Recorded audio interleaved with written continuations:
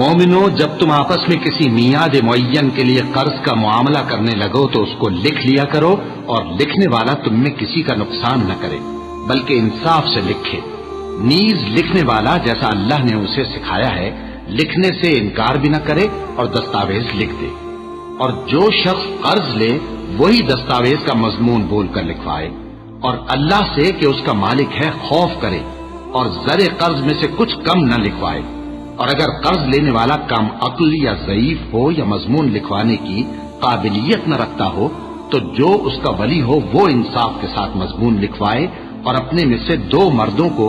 ایسے معاملے کے گواہ کر لیا کرو، اور اگر 2 مرد نہ ہوں تو 1 مرد اور 2 عورتیں جن کو تم گواہ پسند کرو کافی ہیں، کہ اگر ان میں سے ایک بھول جائے گی تو دوسری اسے یاد دلا دے گی، اور جب گواہ گواہی کے لیے طلب کیے جائیں تو انکار نہ کرے، اور قرض تھوڑا ہو یا بہت اس کی دستاویز کے لکھنے لکھانے میں سستی نہ کرنا۔ یہ بات اللہ کے نزدیک نہایت قرین انصاف ہے، اور شہادت کے لیے بھی یہ بہت درست طریقہ ہے۔ اس سے تم کو کسی طرح کا شک و شبہ بھی نہیں پڑے گا۔ ہاں،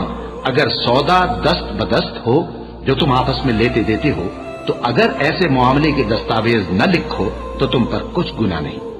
اور جب خرید و فروخت کیا کرو، مثلا زمین جائیداد کی، تو بھی گواہ کر لیا کرو،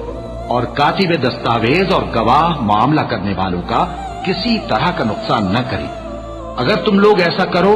تو یہ تمہارے لیے گناہ کی بات ہے، اور اللہ سے ڈرو اور دیکھو کہ وہ تم کو کیسی مفید باتیں سکھاتا ہے، اور اللہ ہر چیز سے واقف ہے۔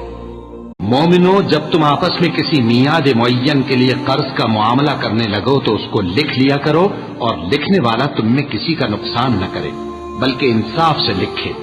نیز لکھنے والا جیسا اللہ نے اسے سکھایا ہے لکھنے سے انکار بھی نہ کرے اور دستاویز لکھ دے،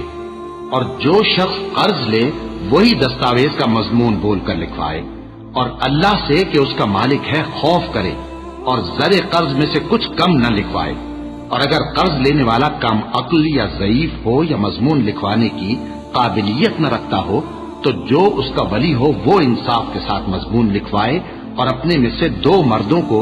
ایسے معاملے کے گواہ کر لیا کرو، اور اگر 2 مرد نہ ہوں تو 1 مرد اور 2 عورتیں جن کو تم گواہ پسند کرو کافی ہیں، کہ اگر ان میں سے ایک بھول جائے گی تو دوسری اسے یاد دلا دے گی، اور جب گواہ گواہی کے لیے طلب کیے جائیں تو انکار نہ کرے۔ اور قرض تھوڑا ہو یا بہت اس کی دستاویز کے لکھنے لکھانے میں سستی نہ کرنا۔ یہ بات اللہ کے نزدیک نہایت قرین انصاف ہے، اور شہادت کے لیے بھی یہ بہت درست طریقہ ہے۔ اس سے تم کو کسی طرح کا شک و شبہ بھی نہیں پڑے گا۔ ہاں، اگر سودا دست بدست ہو جو تم آپس میں لیتے دیتے ہو تو اگر ایسے معاملے کے دستاویز نہ لکھو تو تم پر کچھ گناہ نہیں۔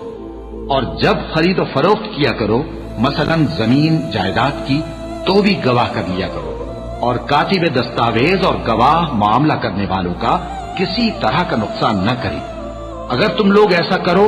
تو یہ تمہارے لیے گناہ کی بات ہے، اور اللہ سے ڈرو اور دیکھو کہ وہ تم کو کیسی مفید باتیں سکھاتا ہے، اور اللہ ہر چیز سے واقف ہے۔